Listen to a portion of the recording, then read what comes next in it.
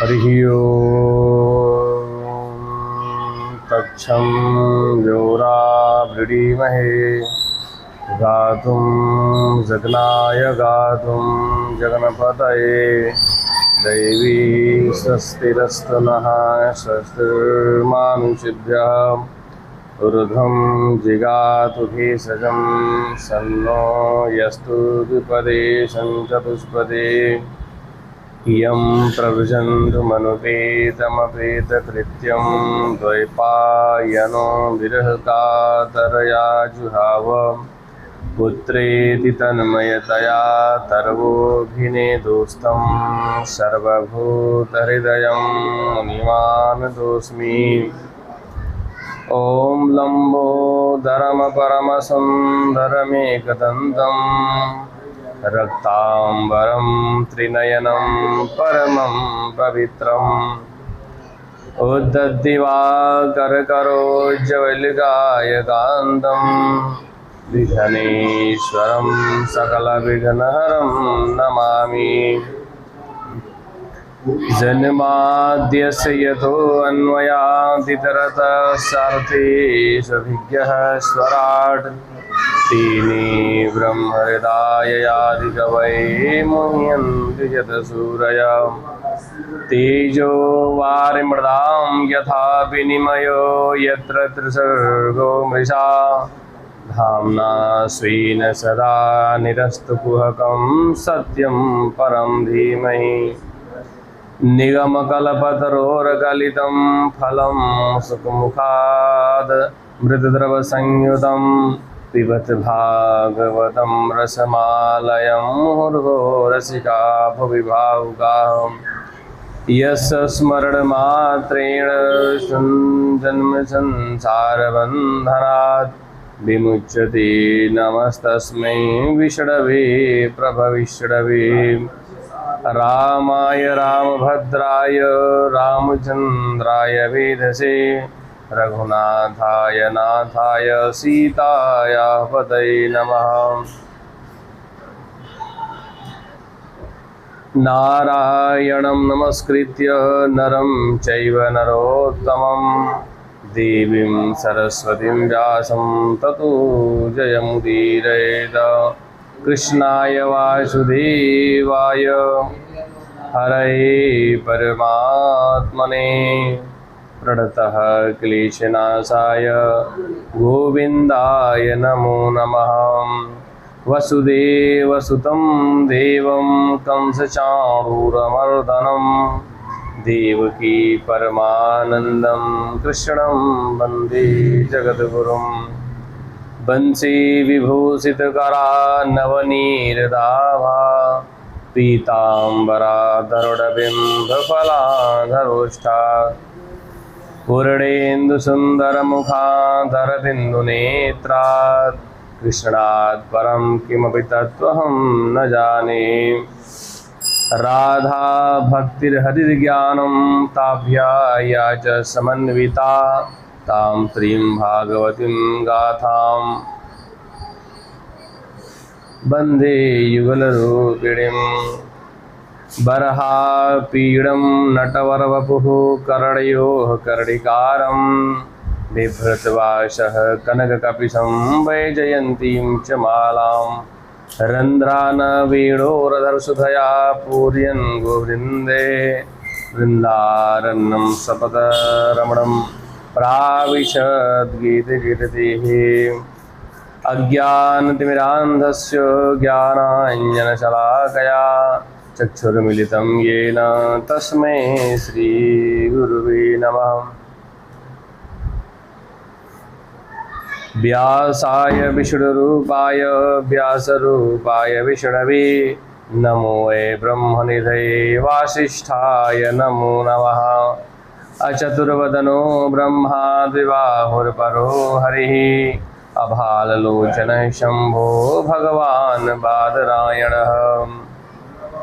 श्री सीताराम श्रीलक्ष्मीनाथसमारम्भां नाथयामुनमध्यमाम् अस्मदाचार्यपर्यन्तां वन्दे गुरुपरम्पराम्।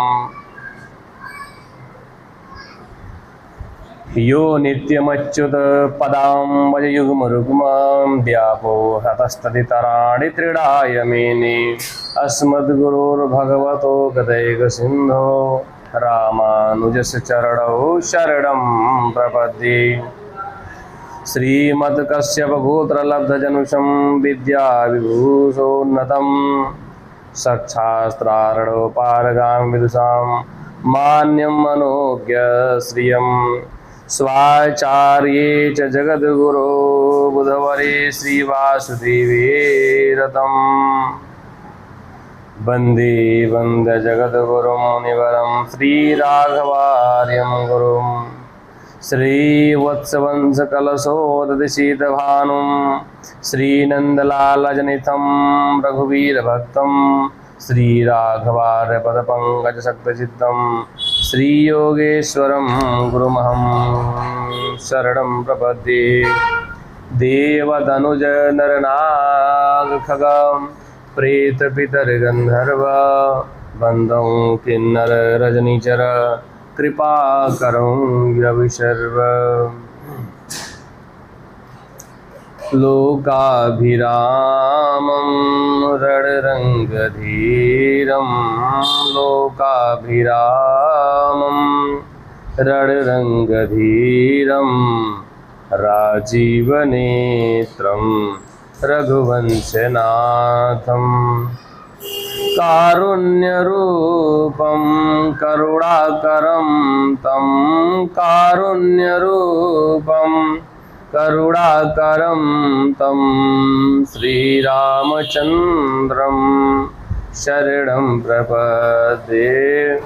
कर्पूरगौरं करुणावतारं कर्पूरगौरं करुणावतारं संसारसारं भुजगेन्द्रहारं सदा वसन्तं हृदयारविन्दे सदा वसन्तं हृदयारविन्दे भवं भवानी सहितं नमामि मनोजवं मारुततुल्यवेगं मनोजवं मारुततुल्यवेगं जितेन्द्रियं बुद्धिमतां वरिष्ठं वातात्मजं वानरयूथमुख्यं वातात्मजं वानरयूथमुख्यं श्रीरामदूतं शरणं प्रपद्ये। नीलाम्बुजश्यामलकोमलाङ्गं नीलाम्बुजश्यामलकोमलाङ्गं सीताशमारोपितवामभागं पाणौ महासायकचारुचापं पाणौ महासायकचारुचापं नमामि रामं रघुवंशनाथं नमामि रामं रघुवंशनाथं नमामि रामं रघुवंशनाथम्। अहो बकीयं स्तनकालकूटं यहो बकीयं स्तनकालकूटं जिघांसयापाययदप्यसाध्वी लेभे गतिं धात्र्युचितां ततोऽन्यं लेभे गतिं धात्र्युचितां ततोऽन्यं कं वा दयालुं शरणं व्रजेम कं वा दयालुं शरणं व्रजेम कं वा दयालुं शरणं व्रजेम कं वा दयालुं शरणं व्रजेम कं वा दयालुं शरणं व्रजेम। बोले श्री सीतारामचंद्र भगवान की जय, गोविंद भगवान की जय, राधा कृष्ण भगवान की जय, सुखदेव जी भगवान की जय, वेदव्यासी भगवान की जय, श्रीमद्भागवत महापुराण की जय। सब संतन की जय। जय जय श्री राधे, जय जय श्री राधे, जय जय श्री राधे श्याम।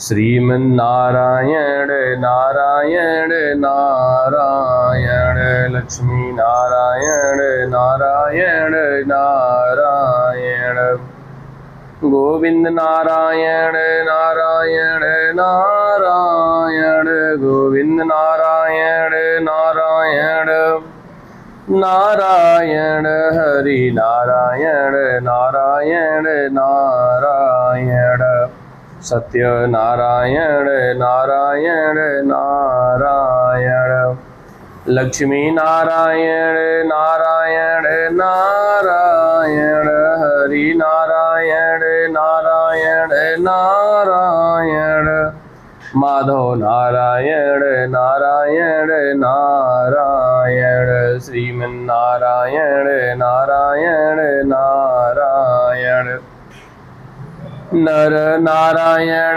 नारायण नारायण नारायण नारायण नारायण, माधव नारायण नारायण नारायण, श्रीमन्नारायण नारायण नारायण, हरि नारायण नारायण नारायण, गोविंद नारायण नारायण नारायण, लक्ष्मी नारायण नारायण नारायण।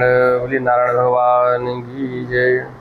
सत्यनारायण भगवान की जय। हरि नारायण भगवान की, गोविंद भगवान की जय।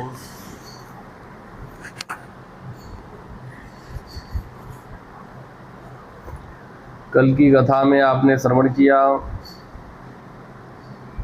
भगवान अपने बाबा को वरुण लोक से छुड़ा करके ले आए, नंद बाबा को। उसके बाद भगवान ने अपने सखाओं को वैकुंठ लोक का दर्शन कराया। उसके बाद सुखदेव जी कहते हैं, रासलीला के माध्यम से भगवान ने कामदेव के मान का मर्दन किया। कामदेव को भी अभिमान हो गया कि मैं तो विश्व विजयी हूँ, और कामदेव ने अपने उग्र रूप को प्रकट किया तो सभी काम के वश हो गए, सब कामातुर हो गए। भगवान शिव की तपस्या भंग करने के लिए कामदेव ने जब अपने उग्र रूप को प्रकट किया तो कामदेव के प्रभाव से बड़े बड़े ऋषि महात्मा सब प्रभावित हो गए। गोस्वामी तुलसीदास जी कहते हैं कि भय काम बस जोगिस तापस, पावर अनहि की को कहें, अब देखें चराचर नारीमय जे ब्रह्ममय देखत रहें, अबला बिलो कहीं पुरुषमय जग पुरुष सबय अबलामयम, दुई दंड भरि ब्रह्मांड भीतर काम कृत कौतुक अयम। कामदेव के प्रभाव से सभी प्रभावित हो गए। संसार के स्त्रियों को सारा संसार पुरुषमय दिखाई देने लगा, और संसार के पुरुषों को सारा संसार स्त्रीमय दिखाई देने लगा। कामदेव को लगा कि मैंने सबको जीत लिया। भगवान ने विचार किया, कामदेव के घमंड को नष्ट करना चाहिए, क्योंकि भगवान को घमंड अच्छा नहीं लगता। इसलिए भगवान ने योजना बनाई, रास लीला के माध्यम से कामदेव के अभिमान को नष्ट करना चाहिए। कामदेव पर विजय प्राप्त करने के लिए भगवान ने रासलीला की। सुखदेव जी कहते हैं, परीक्षित, भगवान ने अश्विन मास की पूर्णिमा तिथि को, शरद पूर्णिमा की रात्रि को भगवान कृष्ण ने जमुना जी के तट पर रासलीला करने का संकल्प किया, और भगवान ने अपनी योग माया को आदेश दे दिया। योग माया ने सारा संसाधन व्यवस्थित कर दिया, सब कुछ प्रकट कर दिया। सुंदर चंद्रमा का प्रकाश यमुना जी के तट पर, सभी फूल सुगंधित हो गए, सुगंधित हवाएं चलने लगी, यमुना जी का जल निर्मल हो गया, पृथ्वी परम सुगंधित हो गई, भगवान वहां उपस्थित हो गए और गोपियों का आवाहन किया। बंसी के माध्यम से भगवान ने जब बंसी बजाई तो बंसी की ध्वनि को सुन करके सभी जितनी गोपांगनाएं थी अपने घर के कार्य को छोड़ करके चल पड़ी। बंसी तो भगवान रोज बजाते थे, उस बंसी की ध्वनि सबको सुनाई देती थी, लेकिन आज भगवान ने जो बंसी बजाई है उस बंसी की ध्वनि वही गोपांगनाओं ने श्रवण किया, सुना, जिन गोपांगनाओं ने भगवान को प्रियतम रूप में चाहा था, जिन्होंने भगवान का व्रत किया था, पति रूप में चाहा था, जिन गोपांगनाओं ने यमुना जी के तट पर 1 वर्ष का अनुष्ठान किया था। ओम कात्यायनी महामाये महायोगिन्यधीश्वरी नंद गोपसुतम देवी पति में कुरुते नमः, इस मंत्र का जिन्होंने जप किया था उन्हीं के कानों में भगवान की बंसी की ध्वनि सुनाई पड़ी, वो भी अर्धरात्रि में 12 बजे, जो जैसी थी वैसी ही चल पड़ी। कोई गोपी गाय का दूध निकाल रही थी, उसी अवस्था में छोड़ करके चल पड़ी। एक गोपी लपसी पका रही थी, बिना पकाए ही छोड़ करके चल दी। कुछ गोपियां भोजन परोस रही थी, वो परोसना छोड़ करके भगवान की रासलीला में शामिल होने के लिए चल पड़ी। जो अपने छोटे छोटे बच्चों को दूध पिला रही थी, दूध पिलाना छोड़ करके चल दी। जो गोपियां अपने पति की सेवा कर रही थी वो उस सेवा को छोड़ करके चल पड़ी। कुछ गोपियां स्वयं भोजन करने बैठी थी, वो भोजन का भी त्याग करके चल पड़ी। कई गोपियां अपने शरीर में उबटन लगा रही थी, कुछ आंखों में काजल, उसी अवस्था में छोड़ करके भगवान की रासलीला के लिए चल पड़ी। कुछ गोपियां घर में रह गई थी, जिनके दरवाजे बंद थे, उन गोपियों के सम्मुख भगवान प्रकट हो गए और उनका भगवान ने आलिंगन किया। जिन गोपियों के माता पिता अथवा पति इन लोगों ने रोका और घर बंद कर दिया, अर्धरात्रि में भगवान उन गोपांगनाओं के सम्मुख प्रकट हो गए और भगवान ने उनके साथ रासलीला किया। इसके प्रभाव से गोपियों के सारे पाप नष्ट हो गए, सारे पुण्य भी नष्ट हो गए। पाप तो लोहे की जंजीर है और पुण्य सोने की जंजीर है। पाप और पुण्य दोनों भी भगवत प्राप्ति में बाधक हैं। इसलिए सुखदेव जी कहते हैं, ध्यान प्राप्त्याच्युताश्लेष निर्वत्या क्षीण मंगला। गोपियों के मंगल अमंगल सब क्षीण हो गए, सब नष्ट हो गए। पाप और पुण्य दोनों ही बंधन के कारण है। जब पुण्य समाप्त हो जाता है तो देह बंधन भी समाप्त हो जाता है। यह देह क्या है? पुण्य और पाप का परिणाम है। पुण्य ज्यादा है, पाप कम है तो अच्छा देह मिलेगा।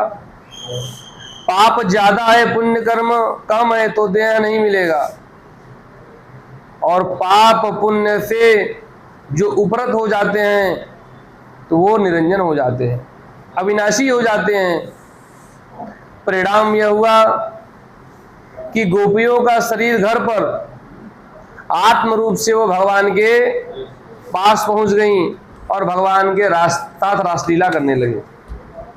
राजा परीक्षित ने प्रश्न किया कि गोपियों ने तो कृष्ण कोई अपना प्रियतम समझा, भगवान तो कभी नहीं समझते, वो तो यही समझते थे, गोपियां ये समझती थी ये तो नंद नंदन है, देखने में बहुत सुंदर है, ऐसे प्रियतम यदि हमें मिल जाए तो हमें सुख की प्राप्ति हो जाएगी।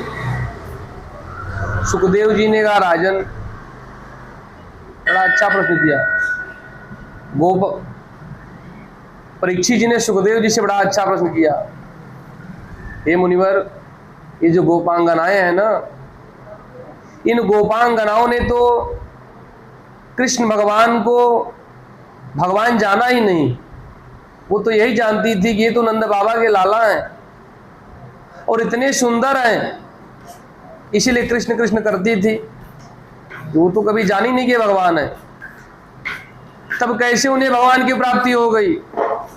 तो सुखदेव जी बड़ा अच्छा उत्तर दे रहे हैं। सुखदेव जी कहते राजन, जिस प्रकार अग्नि को आप अग्नि समझो या ना समझो, आपके सामने अग्नि जल रही है और आपने समझा नहीं कि अग्नि जल रही है, धोखे से आपने उसे स्पर्श कर दिया तो अग्नि आपको जला दी। धोखे से आपने स्पर्श किया और चाहे जानबूझ करके अग्नि का स्पर्श किया, अग्नि ने क्या किया? आपको जला दिया। उसी प्रकार भगवान का कोई भी स्मरण करे, चाहे भगवान समझ करके स्मरण करे या भगवान ना समझ करके स्मरण करे, किसी भी प्रकार से भगवान का स्मरण करता है, उनसे प्रेम करता है, तो उसे परम गति की प्राप्ति हो जाती। इसलिए कहते हैं सांकेत में भगवान का नाम ले लो, परिहास में भगवान का नाम लो, चाहे जैसे नाम लो और चाहे जैसे भगवान का स्मरण करो, यह सब मंगल ही करता है। सुखदेव जी ने उदाहरण दिया, बड़ा अच्छा उदाहरण सुखदेव जी ने दिया। सुखदेव जी ने कहा शिशुपाल भगवान को गाली देता था, शरीर को छोड़कर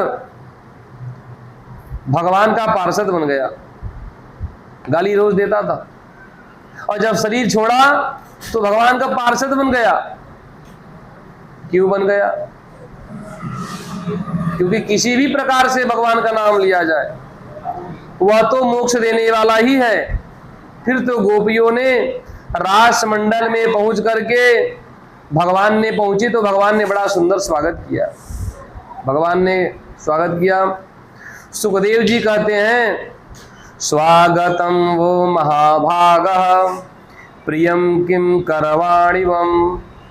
भगवान ने कहा तुम्हारा स्वागत है, तुम्हें प्रसन्न करने के लिए मैं क्या करूं? गोपियों ने कहा कृष्ण, हम तुम्हारी बंसी की ध्वनि सुनकर के हम आए हैं।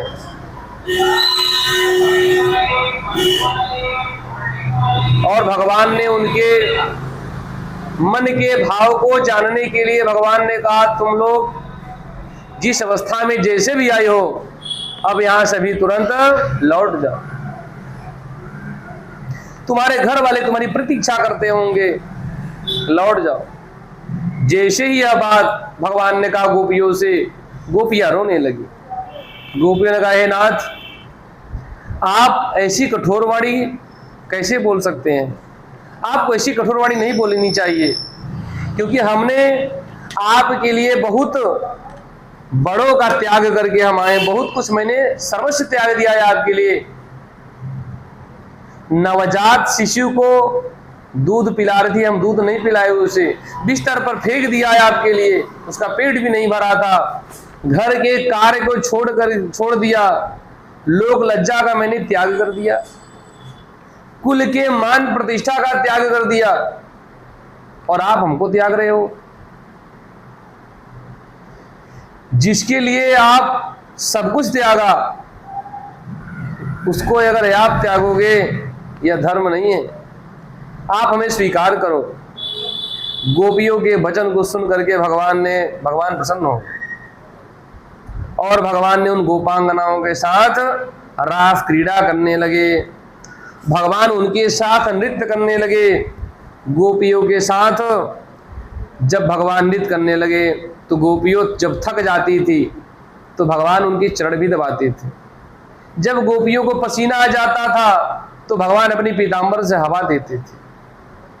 किसी गोपी का बाल खुल जाता था तो भगवान उसके बाल भी बनाते थे। अब गोपियों को अभिमान हो गया, अरे जो सर्वेश्वर भगवान नारायण कृष्ण वो हमारी सेवा कर रहे हैं, हमसे बड़ा सौभाग्यशाली कौन है? संसार की सर्वश्रेष्ठ स्त्रियां, संसार की सर्वश्रेष्ठ स्त्रियों में तो सबसे श्रेष्ठ हम हैं। भगवान जान गए, इन गोपियों को भी अभिमान हो गया और भगवान को अभिमान बिल्कुल पसंद नहीं है।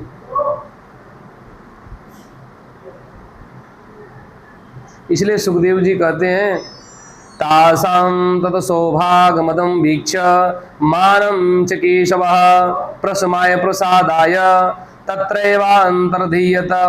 उन गोपांगनाओं के सौभाग्य मद अभिमान को देख करके भगवान ने नृत्य करते करते उन गोपांगनाओं के साथ भगवान वहीं अंतर ध्यान हो गए। भगवान जब अंतर ध्यान हो गए, वो गोपियां व्याकुल होकर के भगवान को खोजने लगी और जगह जगह ढूंढते ढूंढते विलाप करने लगी गोपियां। गोपियों ने पेड़ पौधों से पूछा कृष्ण कहाँ है, लता पत्तों से पूछा, और पूछते पूछते गोपियां तुलसी से पूछती हैं। सुखदेव जी कहते हैं, कच्चित तुलसी कल्याणी गोविंद चरण प्रिय। हे तुलसी, तुम तो गोविंद के चरणों में रहती हो, तुम्हारी बनी हुई माला को गोविंद अपने गले में धारण करते हैं। तुमने कहीं देखा कृष्ण को? वृक्षों से पूछा, लताओं से पूछा, और विरह में गोपियां व्याकुल होकर के रुदन करने लगी और कृष्ण कृष्ण का स्मरण करते करते गोपियां स्वयं को ही भूल गई। इतना भगवान में लीन हो गई, उनकी लीलाओं का स्मरण करने लगी। चिंतन करते करते परिणाम क्या हुआ? वो स्वयं को भूल गई कि मैं गोपी हूं। क्यों? क्योंकि कृष्ण की लीलाओं का अनुकरण करने लगी। अब इस भगवान के लीलाओं का अनुकरण करने से क्या हुआ? एक गोपी तो कृष्ण बन गई, अब बाल कृष्ण बन करके रोने लगी, रुदन करने लगी। और दूसरी थी तो एक जो है एक गोपी तृणावर्त बन गई और आई भगवान को हरण कर ली।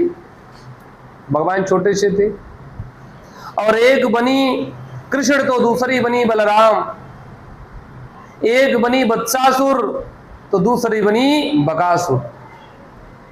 कोई गोपी गोवर्धन धारण करने लगी, ऐसे रूप बनाने लगी। एक गोपी तो कालिया नाग बन गई और एक गोपी उसके सर पर खड़ी हो गई और सर पर खड़े होकर के तांडव नृत्य करने लगी, नाचने लगी। इस प्रकार गोपियों को स्मरण हुआ, फिर कृष्ण विरह में रोने लगी।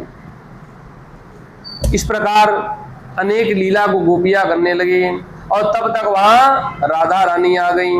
राधा रानी का आगमन हो गया। बोलो राधा रानी सरकार की जय। राधा को देख करके गोपियों ने आकर के राधा के चरणों में बैठ गईं और कहती हैं, आप कृपा करो, मुझे गोविंद का दर्शन कराओ। हे राधा रानी, आप चाहोगे तो कृष्ण आ जाएंगे। सभी गोपियां जमुना जी के तट पर आई और रो रो करके गोपियों ने एक गीत गाया। इसका नाम गोपी गीत।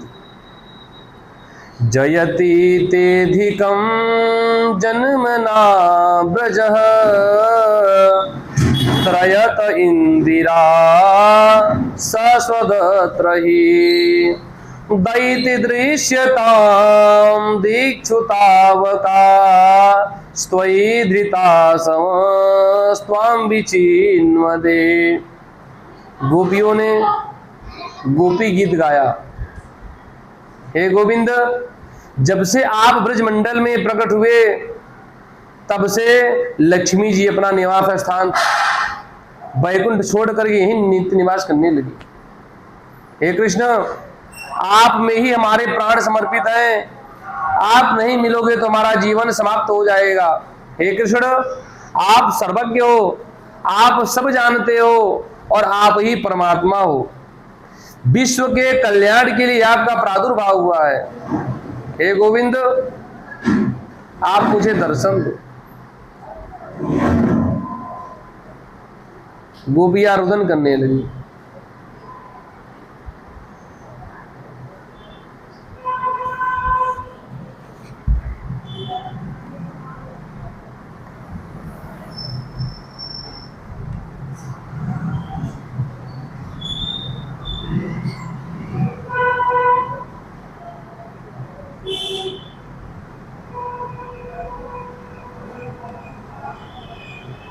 भजन गा, गोपियों ने एक सुंदर भजन गाया। वो भजन हम गा के सुनाते हैं आपको।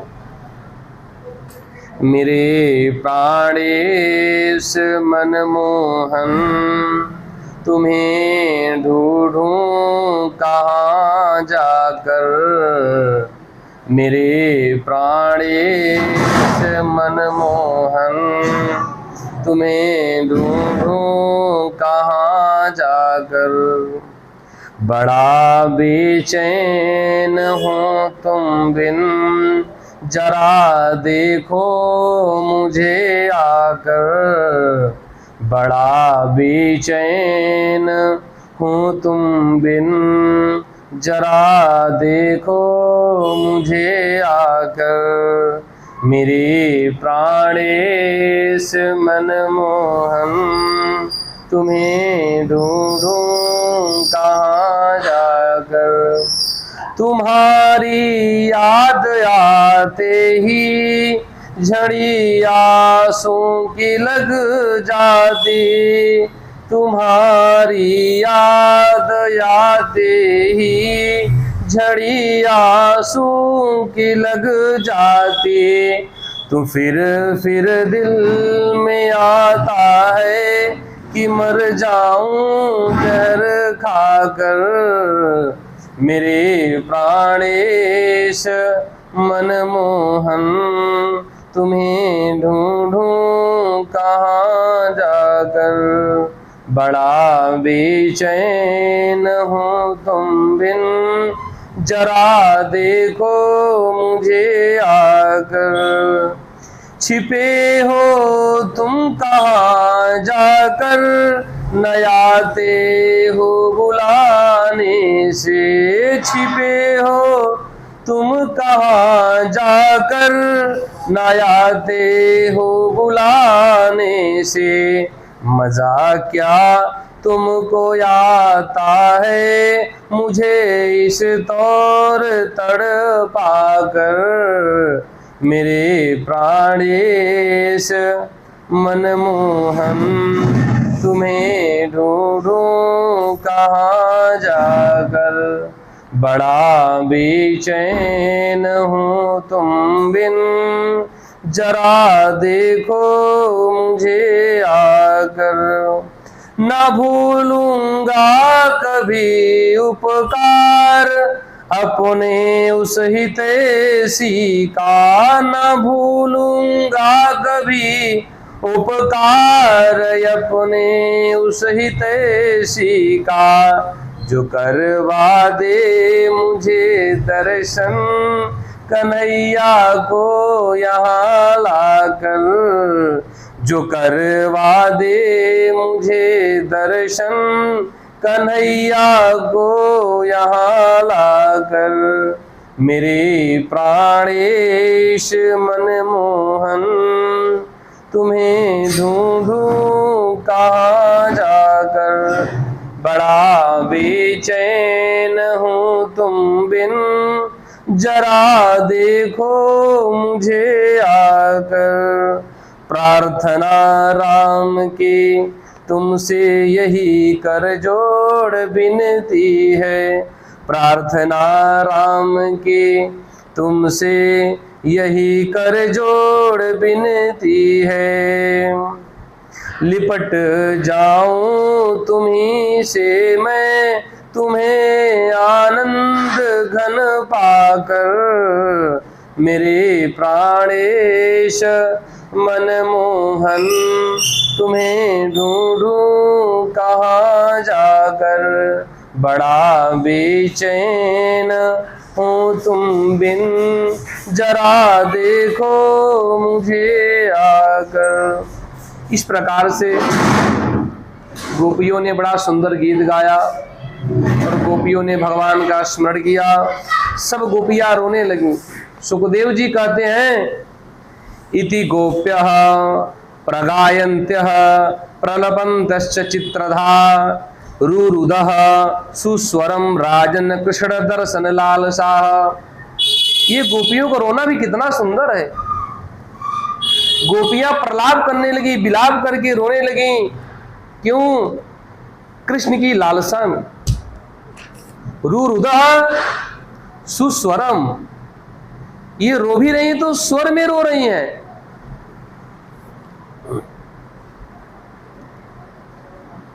रोते तो सब हैं, कोई अपने बेटा के लिए रोता है और कोई बेटी के लिए रोता है और कोई धन के लिए रोता है, कोई संसार के लिए रोता है। लेकिन ये गोपियों कितना सुंदर इनका रोना है। इनका रोना इसलिए सुंदर है क्योंकि ये भगवान गोविंद के लिए रो रही। इस प्रकार विलाप करने लगी तो भगवान प्रकट हो गए। भगवान पीतांबर पहने हुए मुस्कुराते हुए भगवान उन गोपियों के मध्य प्रकट हो गए। फिर सभी गोपियों ने कृष्ण को पकड़ लिया, एकांत में ले गई। किसी ने भगवान का पीतांबर पकड़ लिया, किसी ने भगवान के हाथ को पकड़ लिया और कोई गोपियों ने तो भगवान के चरणों को भी पकड़ लिया।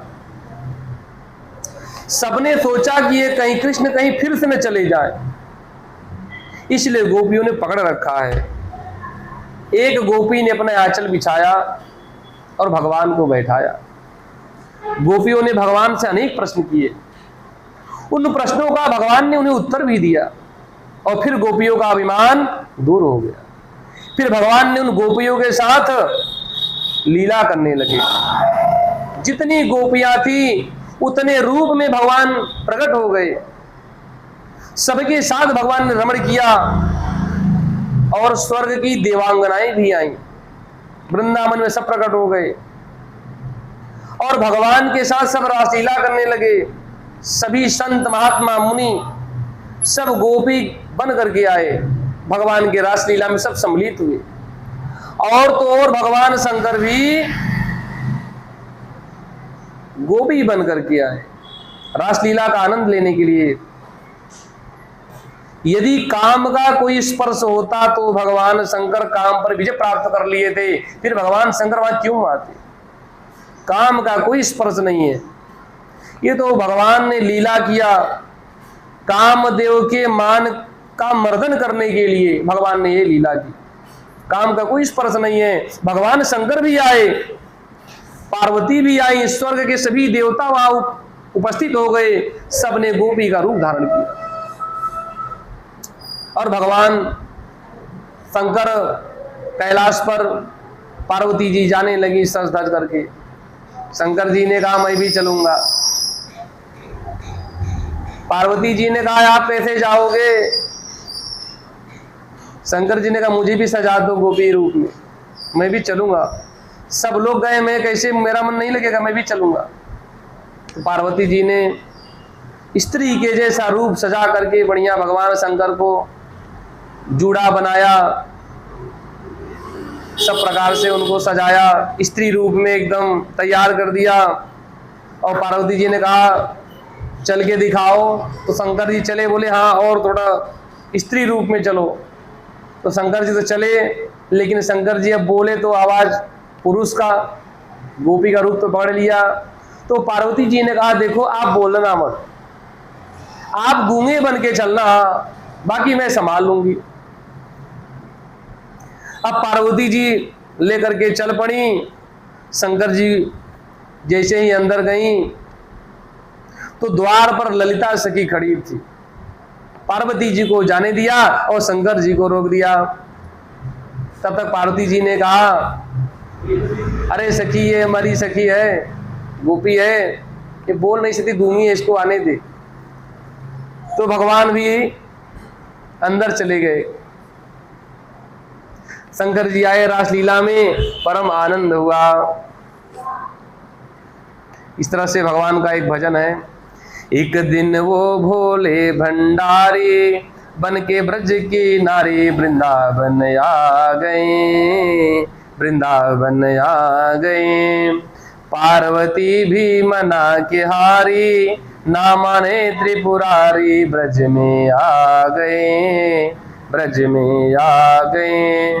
पार्वती से बोले मैं भी चलूंगा तेरे संग में, पार्वती से बोले मैं भी चलूंगा तेरे संग में। राधा संग श्याम नाचे मैं भी नाचूंगा तेरे संग में। रास रचेगा ब्रज में भारी, हमें दिखा दो प्यारी वृंदावन आ गए, वृंदावन आ गए। एक दिन वो भोले भंडारे बन के ब्रज की नारी वृंदावन आ गए, वृंदावन आ गए। ओ मेरे भोले स्वामी कैसे ले जाऊं अपने संग में, ओ मेरे भोले स्वामी कैसे ले जाऊं अपने संग में।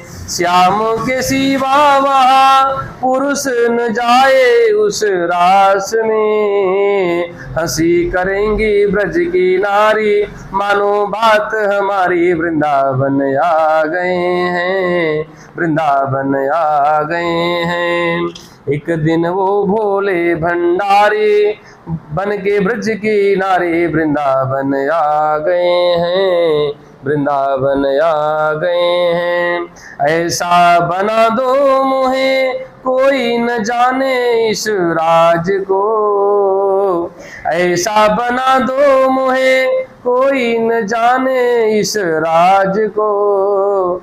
मैं हूँ सहेली तेरी ऐसा बताना ब्रिजराज को। बना के जूड़ा पहन के साड़ी चाल चले मत वाली वृंदावन आ गए, वृंदावन आ गए।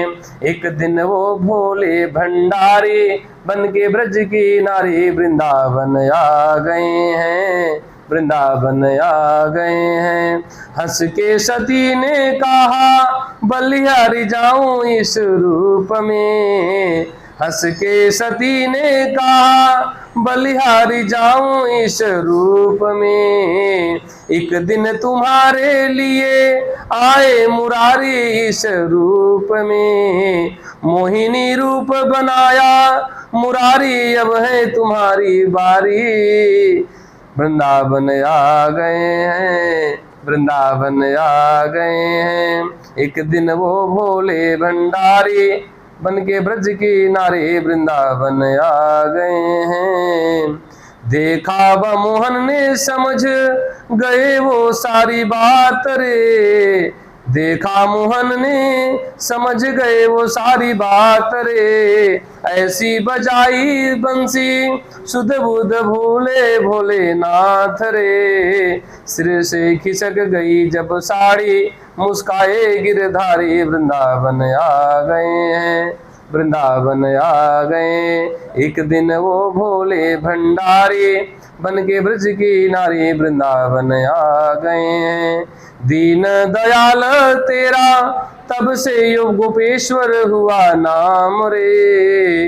दीन दयाल तेरा तब से गोपेश्वर हुआ नाम रे। ओ भोले बाबा तेरा वृंदावन हुआ तेरा धाम रे। भक्त कहे ओ त्रिपुरारी राखो लाज हमारी, वृंदावन आ गए, वृंदावन आ गए। एक दिन वो भोले भंडारी, बन के ब्रज के नारे, वृंदावन आ गए हैं, वृंदावन आ गए हैं।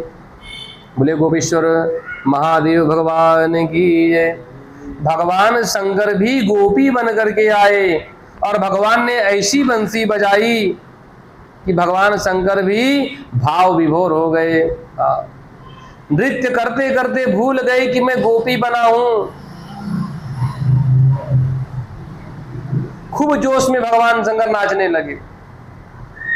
हाथ पैर फेंक फेंक करके जब शंकर भगवान तांडव नृत्य करने लगे तो भगवान कृष्ण ने देखा ये तो भोलेनाथ आए हैं।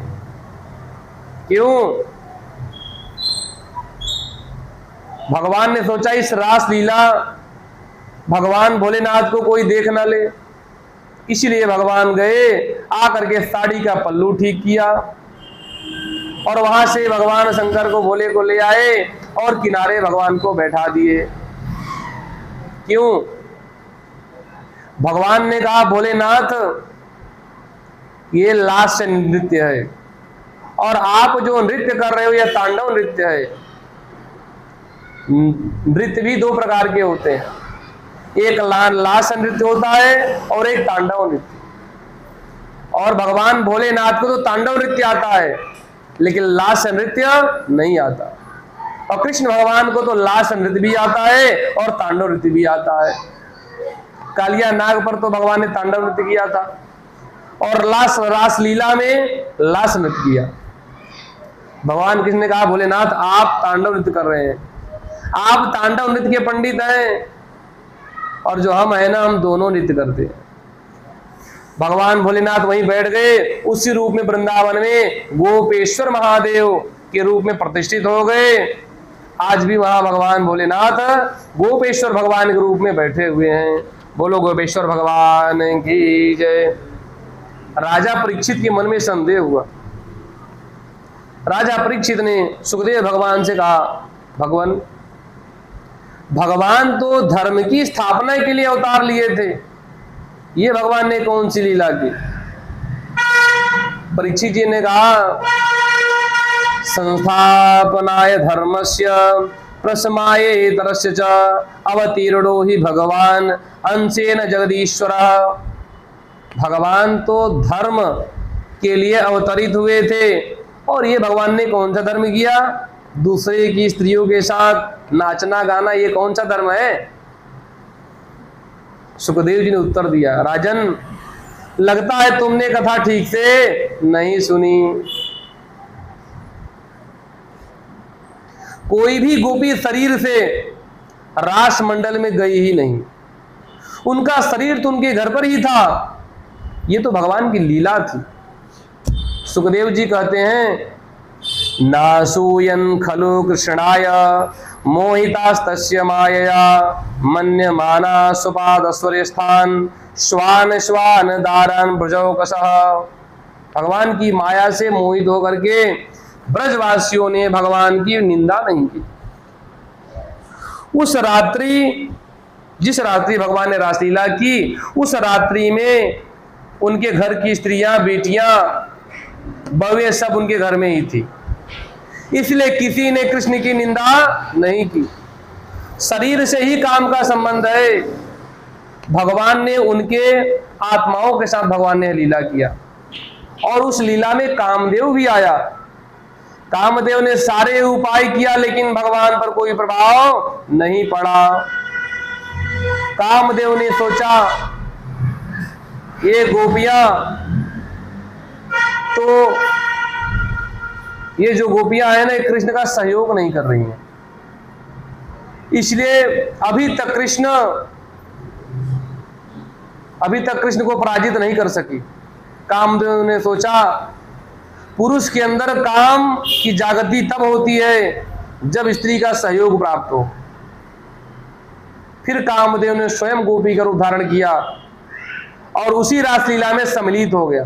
काम ने सोचा अब गोपी बन करके चलते हैं, चल करके कृष्ण को देखता हूं कितने बड़े जितेंद्रिय हैं। कामदेव गोपी बन करके आया। भगवान जान गए और भगवान नाचते नाचते पहुंचे। कामदेव को भगवान ने पकड़ लिया। कामदेव के कंधे पर भगवान ने हाथ रखा और भगवान नाचने लगे, नृत्य करने लगे। भगवान ने कामदेव को अपनी दोनों भुजाओं से पकड़ करके हृदय से लगाया। कामदेव स्वयं पराजित होकर के भगवान के चरणों में गिर गया। कामदेव ने कहा, प्रभु आप काम के भी बाप हो और मेरे भी बाप हो। सारी दुनिया काम के द्वारा बाप बनती है। सारी दुनिया काम के द्वारा बाप बनती है। काम के संबंध से ही किसी को बाप बनने का सौभाग्य मिलता है। भगवान ने कहा, काम मैं तुम्हारा भी बाप हूं। इसलिए कृष्णावतार में ये कामदेव कौन है? प्रद्युम्न। तो प्रद्युम्न के बाप कौन हुए? कृष्ण भगवान।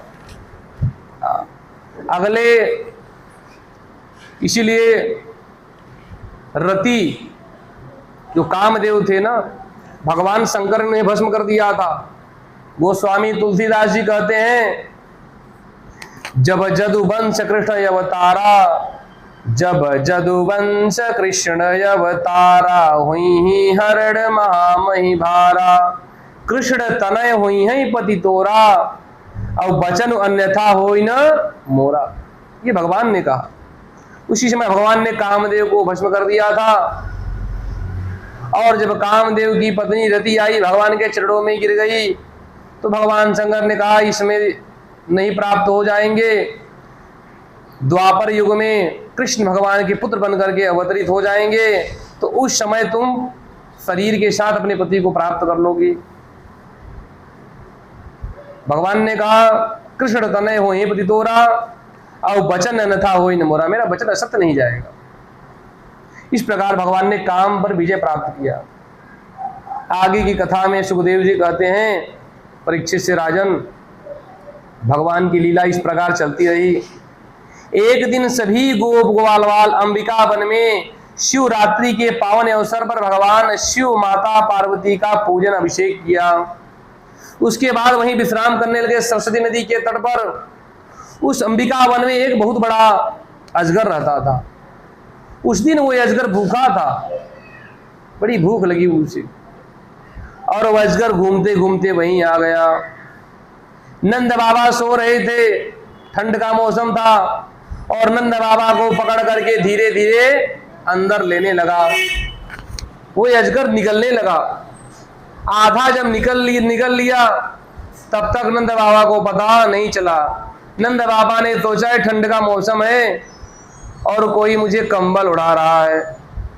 जब आधा से ज्यादा निकलने लगा, तब नंद बाबा को मालूम हो गया, ये तो अजगर मुझे निकल रहा है। अब नंद बाबा चिल्लाने लगे।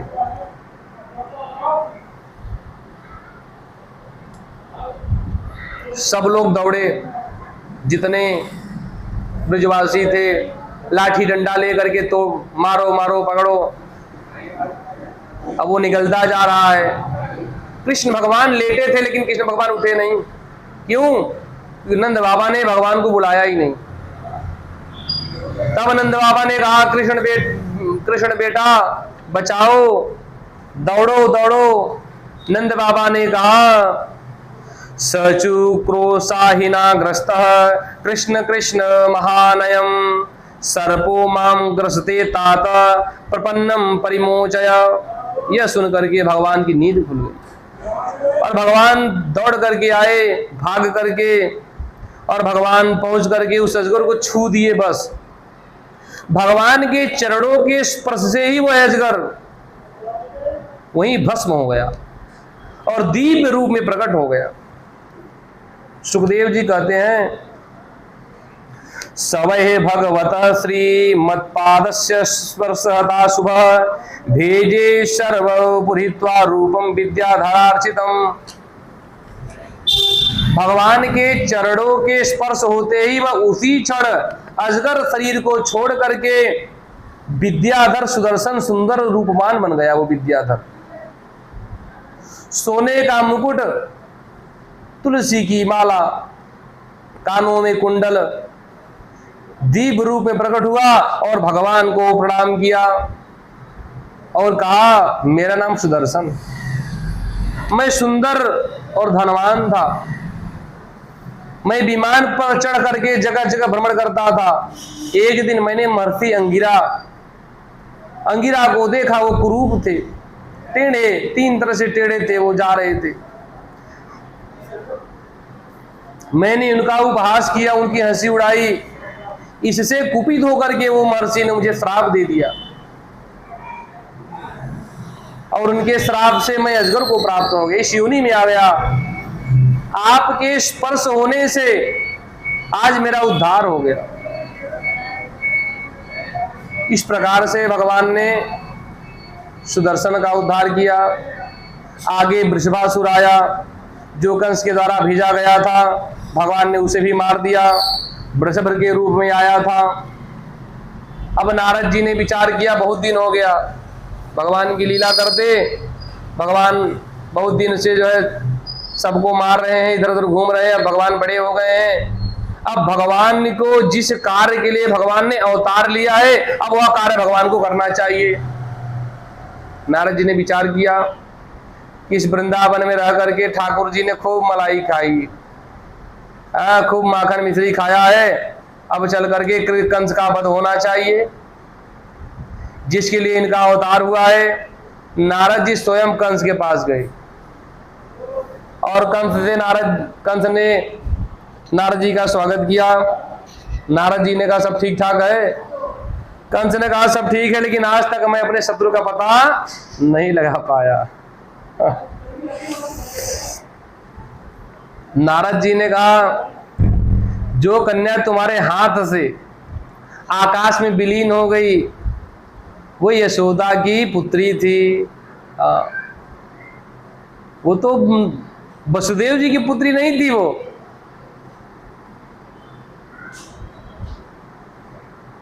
और ब्रज में जो कृष्ण हैं वो वसुदेव जी के पुत्र हैं, और जो ब्रज में बलराम जी हैं वो रोहिणी पुत्र हैं। नारद जी कहते हैं यशोदायाः सुतां कन्यां देवक्याः कृष्णमेव च रामं च रोहिणी पुत्रं वसुदेवेन बिभ्यता। वसुदेव ने तुमसे डर करके अपने पुत्र को गोकुल पहुंचा दिया, और यशोदा के जो नंद बाबा की जो पुत्री थी उसे ले आए थे। यह बात तुम्हें नहीं पता? और वही कृष्ण है जो तुम्हारे इतने दैत्यों का वध किए हैं। अभी तक तुम कहते थे ना जो जाता है वो लौट के नहीं आता, उन सबको मारने वाले वही कृष्ण है। यह सब बात सुन करके कंस क्रोधित हो गया, तलवार निकाला, बोला अभी मैं वसुदेव और देवकी का वध कर देता हूं। नारद जी नारे रुको, इतना गलत काम क्यों करने जा रहे हो, बुद्धि से काम करो। अब तो तुम्हें मालूम हो गया है कि कृष्ण कौन है, बलराम कौन है। कृष्ण बलराम की जानकारी तुम्हें मिल गई। कंस ने कहा मिल गई। नारद जी ने कहा उपाय से काम करो। कंस ने कहा क्या करना चाहिए? नारद जी ने कहा तुम किसी उत्सव के माध्यम से उन दोनों को यही निमंत्रण देके बुला लो। जब वो दोनों यहाँ आ जाएंगे, तुम्हारे यहाँ बड़े पहलवान हैं, अनेक व्यवस्थाएं तुम्हारे पास है, बड़े बड़े योद्धा हैं, उनसे मरवा देना, काम हो जाएगा। कंस ने यज्ञ का आयोजन किया और उस यज्ञ में निमंत्रण दे दिया। अक्रूर जी से कहा कि निमंत्रण लेकर के चले जाओ, नंद बाबा से कह दो कि अपने श्री कृष्ण बलराम और परिजनों को लेकर के यज्ञ में शामिल हो जाएं। अक्रूर जी निमंत्रण लेकर के गए। अक्रूर जी संबंध में कृष्ण के चाचा लगते हैं, वसुदेव जी के परिवार के ही हैं। जैसे ही अक्रूर जी गए गोकुल में, वृंदावन में, कृष्ण भगवान बलराम जी गैया दूध रहे थे, गाय का दूध निकाल करके अक्रूर जी का स्वागत किए, प्रणाम किए। रात्रि में इनकी सेवा की, चरणों को दबाया अक्रूर जी के। और जब प्रातः काल हुई, अक्रूर जी नंद बाबा, कृष्ण बलराम परिजनों को लेकर के जब मथुरा के लिए चल पड़े, रास्ते में अक्रूर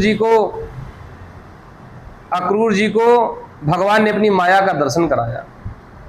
रास्ते में प्यास लगी तो भगवान ने कहा रुको थोड़ा जल पी लें। जमुना जी के तट पर जाकर के जमुना जी का जल पिया भगवान ने, और उस समय संध्या का समय हो गया। अक्रूर जी ने कहा अब संध्या का समय हो गया, मैं थोड़ा स्नान करके संध्या बंदन कर लूं तब आगे चलूं। अक्रूर जी जैसे ही जमुना जी में स्नान करने लगे, क्या देख रहे हैं, जो बाहर रथ पर कृष्ण बलराम बैठे हैं, वो कृष्ण बलराम जमुना जी के अंदर बैठे हैं। एक बार अंदर देखते, एक बार ऊपर देखते, इस प्रकार दर्शन कर लेने अक्रूर जी। और अक्रूर जी ने जब अंदर जाकर के ध्यान से देखा तो क्या देखा, सहस्त्र शीर्षम देवम सहस्त्रफड़ मौलिनम नीलांबर विश्वेतम श्रृंग श्वेतमिव स्थितम। भगवान नारायण की जो शेष की सैया है, हजारों शेष नाग, सहस्त्र हजारों शेष नाग का मुकुट से सुशोभित हो रहे हैं।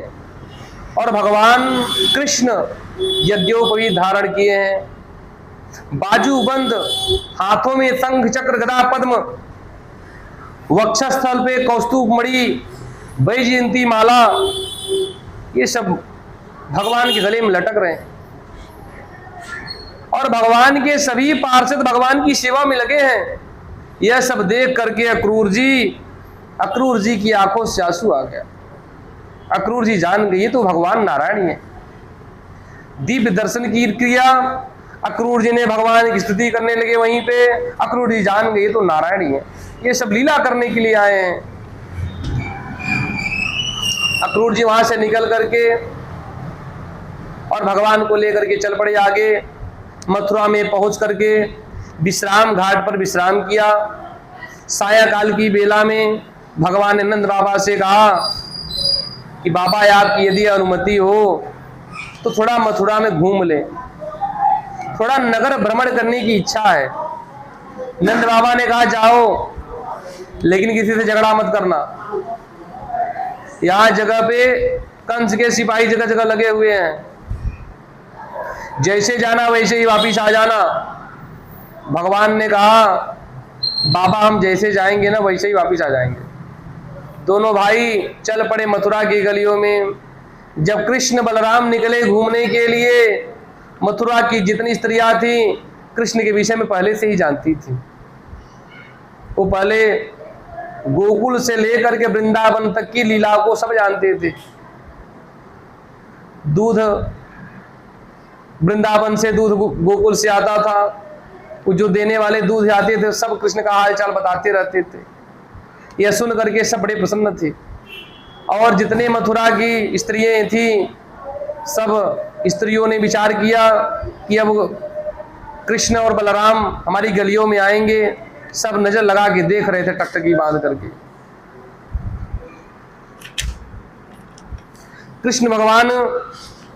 कृष्ण की दर्शन की लालसा मथुरा के सभी गोपियों में थी। मथुरा की सभी गोपियां कृष्ण को देखना चाहती थी और उनको पता था कृष्ण आ गए हैं और अभी आने वाले ही हैं। अब तो सभी ने उनकी सब प्रतीक्षा करने लगे कि अब हमारी गली में आएंगे। बहुत सारा फूल लेकर के अपने छत पर खड़ी, कोई छत से प्रतीक्षा कर रहा है, कोई नीचे खड़े होकर, कोई चंदन तिलक लेकर के, कोई माला लेकर के भगवान की प्रतीक्षा कर रहा है। और भगवान जा रहे थे तब तक रास्ते में एक धोबी मिल गया, कंस के कपड़े धुलता था। ये धोबी त्रेता युग में अयोध्या का ही ये धोबी है जिसने जानकी जी पर झूठा आरोप लगाया था। इसी धोबी के कारण भगवान ने जानकी जी को वन भेज दिया था। और वहीं लघु उसका जन्म हुआ। उस समय भगवान ने उसे दंड नहीं दिया। भगवान ने कहा देखो अयोध्यावासी मुझे बहुत प्रिय हैं। गोस्वामी तुलसीदास जी कहते हैं अति प्रिय मोहि यहाँ कै बासी मम धामदा पुरी मुखरासी। अयोध्या के जो वासी है मुझे अत्यंत प्रिय हैं, इसलिए भगवान ने कहा अयोध्या वासी हो, इसलिए भगवान ने दंड नहीं दिया। लेकिन भगवान ने कहा आज मैं तुम्हें दंड अवश्य दूंगा। रास्ते में धोबी मिला, भगवान के सामने पहुंचा। भगवान ने कहा कहाँ जा रहे हो? धोबी ने कहा ये कंस के कपड़े हैं, ये कंस के कपड़े धुले, ये देने जा रहा हूं। भगवान ने कहा ऐसा है ना, कुछ कपड़े आप मुझे दे दो। अरे जो आप जा रहे हो ना कंस के पास, वो कंस हमारे मामा हैं। यह बात सुन करके धोबी ने कहा ऐसा है कि बहुत सारे लोग मिलते हैं और कंस महाराज को कोई मामा कोई अनेक रिश्तेदार सब बताते रहते हैं, तुम्हारे जैसे कितने मिलते हैं हमको। कहा वो महाराज और तुम गांव के जंगली लोग। भगवान ने कहा देखो ये मेरे मामा हैं और जो वस्त्र तुम्हारे पास है कुछ सुंदर वस्त्र मुझे दे दीजिए तो आपका बड़ा कल्याण होगा। धोबी ने कहा तुम लोग जंगल में रहते हो, जंगली हो, ये वस्त्र हम तुम्हें नहीं देंगे।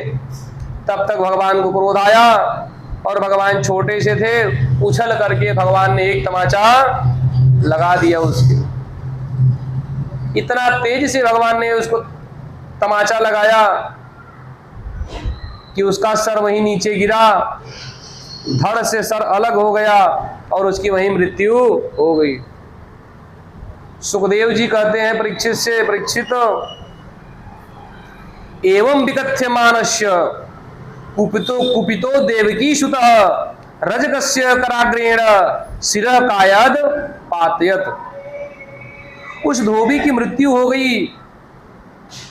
उसके जो साथी थे सब डर करके भाग गए और भगवान ने जो सुंदर कपड़े थे वो सब ले लिया। आगे गए, भगवान ने देखा एक दर्जी है। दर्जी भगवान को देख करके प्रसन्न हो गया और वो दर्जी ने भगवान के कपड़ों को काट करके भगवान के पहनने योग्य बना दिया।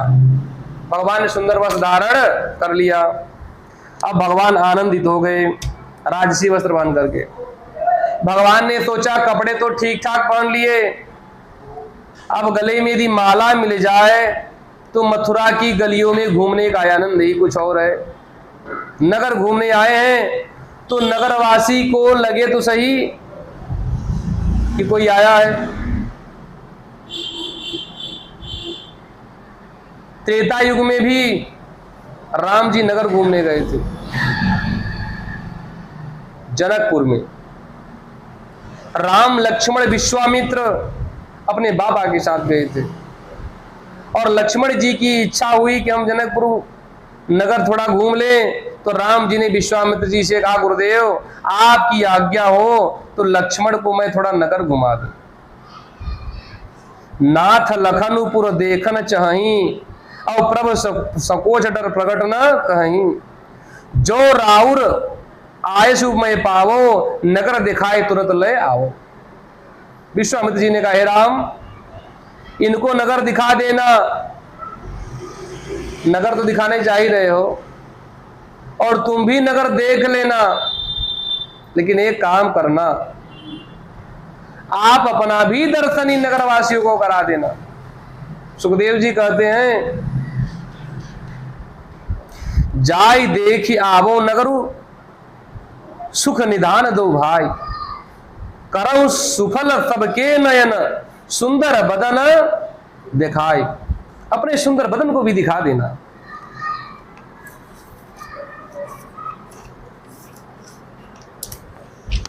आज भगवान भी मथुरा के गोपियों, मथुरा के गलियों में घूम रहे हैं। भगवान ने सोचा सुंदर माला पहने तो कपड़े की सुंदरता और बढ़ जाती है। मथुरा में सुदामा नाम का एक माली रहता था। इतना माली सुंदर था, इतने उसके हृदय निर्मल थे कि कोई फूल मांगने जाता था तो किसी को फूल नहीं देता था। पहले पूछता था ये फूल क्या करोगे। यदि कोई कहता कि अपनी पत्नी के बाल में जूड़ा बनाऊंगा तो कहता फूल नहीं है। कोई कहता है कि ये माला दे दो मुझे, तो कोई हमारे अतिथि आ रहे उनको पहनाना है, तो ये बोलता नहीं नहीं, ये फूल हमारे पास खत्म हो गए, बिक गए हैं। और यदि कोई कह दे कि भगवान की पूजा के लिए फूल ले जा रहा हूँ, इस श्री कृष्ण का पूजन करूंगा, ठाकुर का पूजन करूंगा, तो फूल दे देता था, पैसे भी नहीं लेता था भगवान के लिए, इतना भगवान का। अब भगवान घूमते घूमते उसके पास पहुंच गए।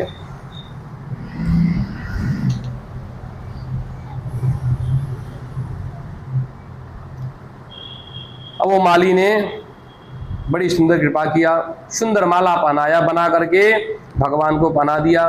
भगवान ने माला धारण कर लिया तो भगवान ने सोचा वस्त्र भी हो गया, माला भी हो गया, यदि तिलक मिल जाए तो अब कितनी सुंदरता भव्य हो जाएगी।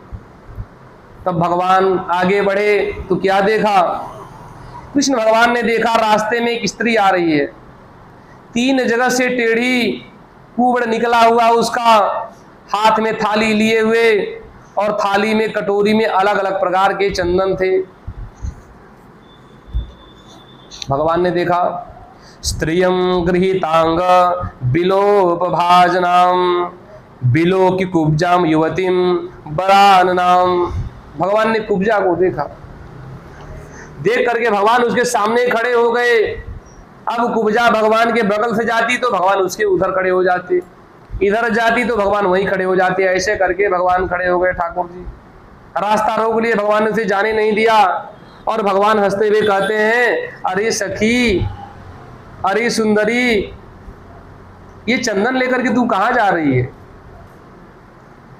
सुंदरी कहा तब तक तो वो याग बबूला हो गई, क्रोध में नाराज हो गई। उसको लगा कि मैं 3 तरह से टेढ़ी हूं, मेरे कुब्जा निकला हुआ है, ये मेरी हंसी कर रहे हैं, मेरा अपमान कर रहे हैं। और कुब्जा ने कहा, श्याम सुंदर, आपने मुझे सुंदरी कहा, मुझे तो कोई देखता नहीं है, मैं जिस रास्ते से जाती हूं ना, तो उधर से कोई आता है तो वो रास्ता बदल करके दूसरे रास्ते से चला जाता है, मेरे सामने कोई आता नहीं है, मैं इतनी बुरी हूं। तो भगवान ने कहा, कुब्जा, उसने कहा आप मुझे सुंदरी क्यों कहे? भगवान ने कहा तुम सुंदर हो तो सुंदरी को सुंदरी कहेंगे।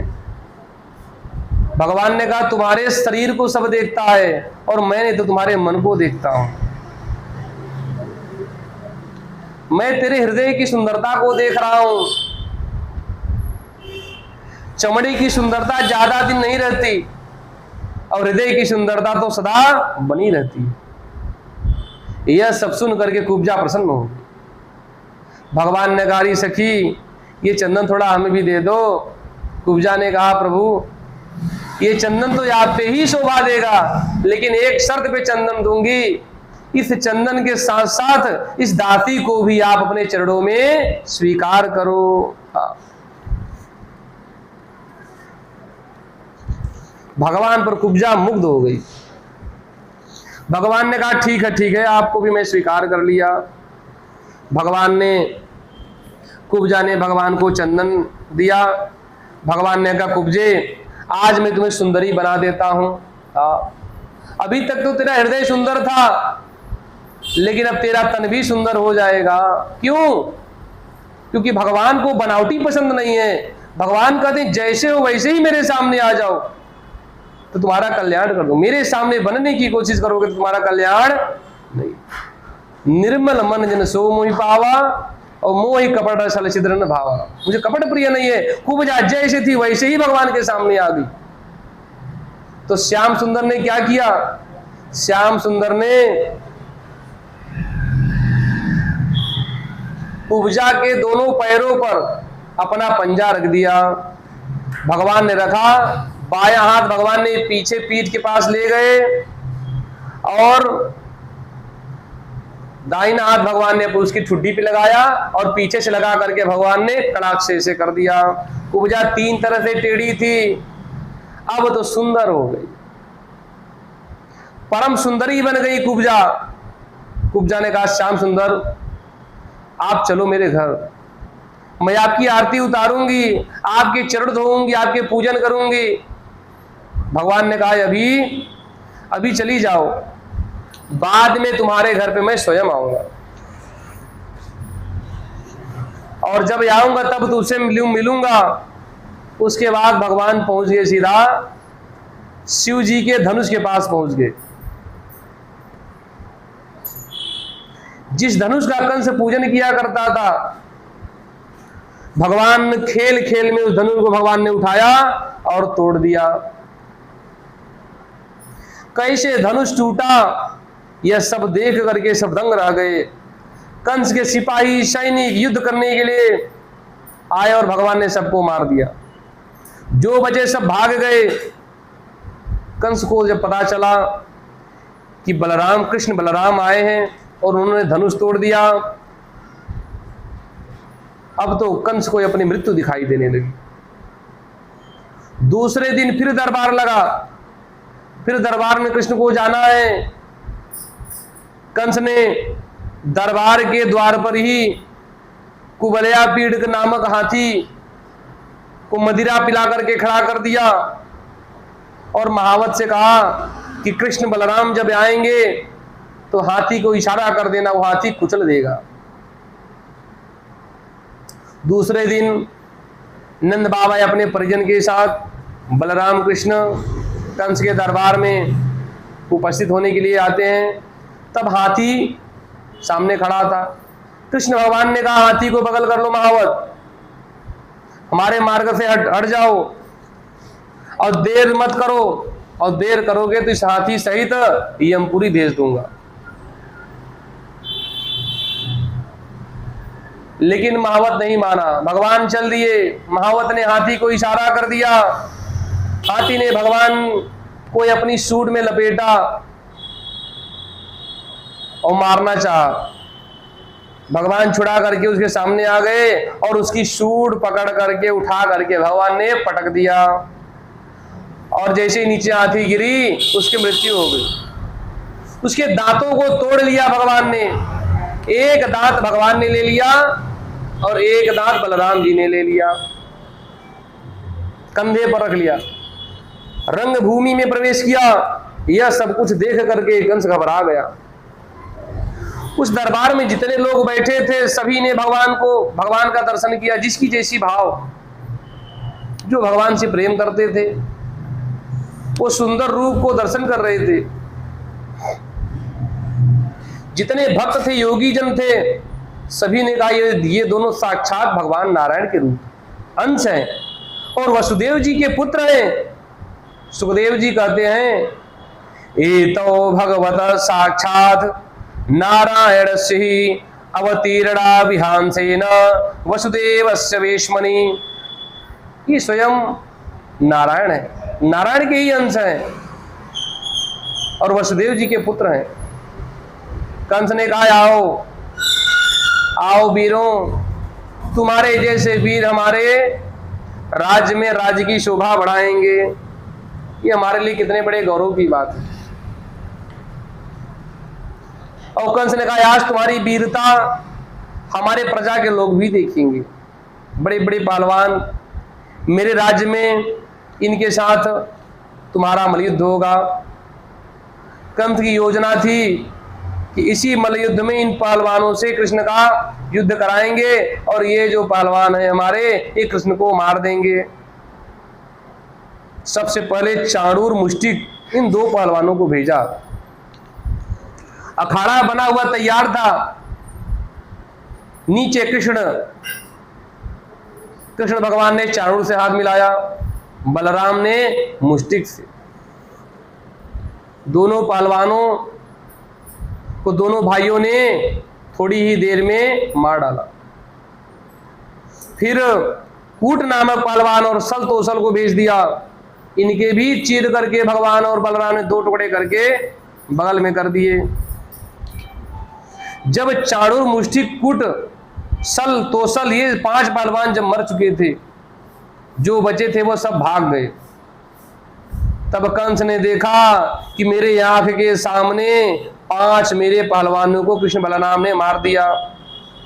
आपा खो दिया। कंस चिल्लाने लगा, मारो मारो, पकड़ो पकड़ो, ये मेरे शत्रु हैं, कहीं जाने ना पाए। और जितने सब लोग बैठे थे, कंस ने चिल्लाते हुए कहा, धनम हर्द गोपानाम नंदम मंदिर दुर्मतिम। ये वसुदेव जी के पुत्र हैं, इन्हें बंदी बना लो। जितने गोप आए उनके सबके धन को हरण कर लो और नंद बाबा को बंदी बना लो। इस प्रकार जब जोर जोर से चिल्लाने लगा कंस, भगवान ने विचार किया अब कंस को मार देना चाहिए और भगवान दौड़े मंच की ओर। भगवान दौड़े जहां पर कंस बैठा था। जब तक कंस सोचता, बचने का उपाय सोचता, तब तक भगवान उछल करके उसकी गद्दी पर भगवान पहुंच गए। कंस को एक थप्पड़ भगवान ने मारा, कंस का मुकुट नीचे गिर गया। कंस उठा तलवार लेकर भगवान से युद्ध करने के लिए दौड़ा। भगवान ने कंस को पकड़ लिया और भूमि पर गिरा दिया। भगवान कंस के केशों को पकड़ करके घसीटने लगे और कंस को उठा करके भगवान ने उसी अखाड़े में फेंक दिया।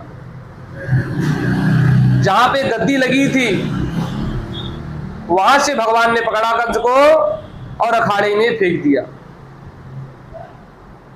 और जोर से भगवान ने सीधा छलांग लगाई। अखाड़े में कंस गिरा है, अखाड़े में कंस के छाती पर भगवान कूद गए। छाती पर कूदते ही कंस की मृत्यु वहीं हो गई। भक्त कहते हैं, बक बक मामा करत तुरत हरि उछड़े ऊपर, लीनी चोटी पकड़ धमते कूदे नटवर, मामा नीचे गिरे भांजो ऊपर आयो, और प्रभु तन परस तुरत परम पद मामा पायो। कंस को परम गति की प्राप्ति हो गई। इस प्रकार भगवान ने कंस का उद्धार किया। कंस के और भी भाई लड़ने आए, सबको भगवान ने मार दिया। फिर कंस के पिता उग्रसेन को भगवान ने कारागार से मुक्त कराया। महाराज अग्रसेन मथुरा के राजा बने। फिर भगवान ने कंस का अंतिम संस्कार किया। कृष्ण बलराम ने अपने मामा कंस को कंधा दिया, अंतिम संस्कार किया, विधि पूर्वक संस्कार किया। इसके बाद नंद बाबा को सारी बात पता चल गई कि ये हमारे पुत्र नहीं, ये तो वसुदेव जी के पुत्र हैं। बड़ी कृपा की इन्होंने 10 वर्ष तक हमारे पुत्र बन करके रहे। पुत्र का सुख दिया। नंद बाबा कृष्ण को छोड़ करके जा भी नहीं सकते वृंदावन, और कृष्ण को लेके भी नहीं जा सकते क्योंकि कृष्ण तो वसुदेव जी के पुत्र हैं। यह बात वहां सिद्ध हो गई। अब नंद बाबा विचलित हो गए कि ऐसे जाऊंगा तो यशोदा मैया को क्या जवाब दूंगा। ना इधर से कुछ कर पा रहे हैं, ना उधर से कुछ कर पा रहे हैं। नंद बाबा की स्थिति को देख करके भगवान ने कहा, आप मन में कुछ मत सोचना, आप ही मेरे पिता हो। भले ही ये लोग कहते हैं कि मैं वसुदेव जी का बेटा हूं, लेकिन ये लोग सोचते हैं देवकी का बेटा हूं और वसुदेव जी का, लेकिन मेरे पिता तो आप ही हो और मेरी माँ यशोदा मैया है। इस प्रकार अपने वचनों से नंद बाबा को कृष्ण भगवान ने आश्वस्त किया और आश्वस्त करके भगवान को कृष्ण भगवान ने नंद बाबा को विदा किया।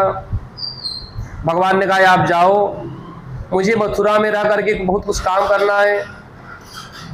यह सब काम करके फिर मैं आऊँगा आपके पास, मिलने आऊँगा। समझा करके भगवान ने सबको विदा किया। फिर नंद बाबा वृंदावन आए।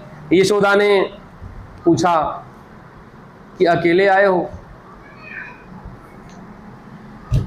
कृष्ण कहाँ है, बलराम कहाँ है? नंद बाबा रो रो करके सारा वर्णन सुनाते हैं। यशोदा बहुत दुखी हो गई। उसी दिन से यशोदा का हंसना मुस्कुराना सब बंद हो गया। कृष्ण भगवान की हर वस्तु को देख करके यशोदा रानी रोती रहती, छोटे छोटे खिलौने, और वो उस खिलौनों को देख करके यशोदा रानी हृदय से लगाती, विलाप करती, रोती रहती और कृष्ण का ही स्मरण करती। ब्रज की गोपियां श्री राधा रानी जो भगवान को अत्यंत प्रेम करती थी, वह सब रोती रहती। वृंदावन और मथुरा की दूरी ज्यादा नहीं थी, 12 किलोमीटर की दूरी। वृंदावन से गोपियां दूध लाती, जितनी गोपियां थी वो यही सोचती कि यदि कृष्ण को वहीं मथुरा में रह करके आनंद है तो कोई बात नहीं, वो जहां भी रहे प्रसन्न रहे। गोपियों ने सोचा मेरे कृष्ण को मथुरा में रह करके यदि सुख मिल रहा है तो वो सुख उन्हें प्राप्त हो, मैं दुख का अनुभव कर लूंगी लेकिन कृष्ण के सुख में व्यवधान नहीं बनूंगी, बाधक नहीं बनूंगी। अब भगवान मथुरा में वसुदेव जी के पुत्र बन करके रहने लगे। इनका यज्ञोपवीत संस्कार हुआ, गुरुकुल में पढ़ने गए, सांदीपनी मुनि के आश्रम में रह करके 64 दिनों में समस्त विद्याएं प्राप्त कर ली कृष्ण भगवान ने और बलराम जी ने।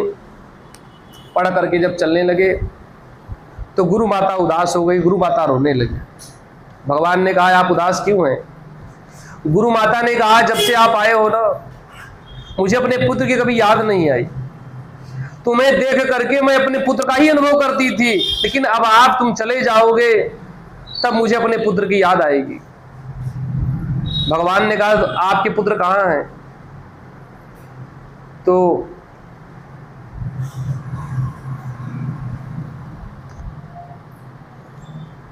गुरु माता ने सारी बात बताई। भगवान ने कहा देखो अब मैं आपके पुत्र को आपको ला करके दे दूंगा, समर्पित कर दूंगा, यही मेरी गुरु दक्षिणा होगी।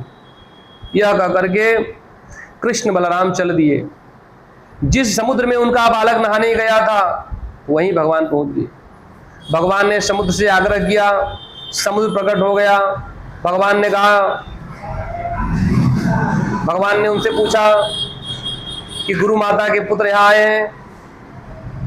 तो समुद्र ने कहा कि नहीं, यहाँ तो कोई नहीं आया, लेकिन हमारे इस जल के अंदर एक असुर रहता है, उसका नाम पांचजन्य राक्षस है, हो सकता है वो असुर हर लिया हो। भगवान समुद्र में प्रवेश किए, पांचजन्य नाम के राक्षस को भगवान ने पकड़ा और भगवान को देख करके संघ में छिप गया। तो भगवान ने उसमें हाथ डाल करके उसे निकाला और भगवान ने उसे मार दिया। उस शंख को भगवान ने वहीं समुद्र के जल से धोया और शंखन नाद करते हुए भगवान पहुंच गए यमपुरी। यमराज क्या भगवान पहुंच गए। यमलोक पहुंच करके भगवान शंख बजाते हुए पहुंचे। शंख की ध्वनि सुन करके जितने पापी जीव रहते थे सबकी मुक्ति हो गई। इसलिए शंख बजाना चाहिए। शंख की ध्वनि जहां जाती है वहां सब पाप नष्ट हो जाते हैं। शंख की ध्वनि से यमराज क्या जितने पापी थे सबको मुक्ति मिल गई, सब धाम चले गए। स्वयं वहां यमराज आए, कोई खोलते हुए किसी को पानी में डाला जा रहा था, जल में तेल में खोलते हुए सबको मुक्ति मिल गई, सब धाम चले गए। यमराज ने आ करके भगवान को प्रणाम किया। यमराज ने कहा आपने आने की कृपा की, इस यमपुरी में आकर के आपने यमपुरी को पवित्र कर दिया। भगवान ने कहा देखो मैं अपने गुरुपुत्र को लेने आया हूं। यमराज ने गुरुपुत्र को सौंप दिया। गुरुपुत्र को लेकर के भगवान आए, आकर के गुरु माता को दिए। इस प्रकार भगवान मथुरा में रहने लगे। गुरु माता प्रसन्न हो गई, गुरु प्रसन्न हो गए और भगवान आए मथुरा में रहने लगे। अब कल की कथा आगे है। जरासंध की कथा कल है। अब भगवान का भजन करते हैं। गोविंद बोलो हरि गोपाल बोलो, गोविंद बोलो हरि गोपाल बोलो, राधा रमण हरि गोविंद बोलो।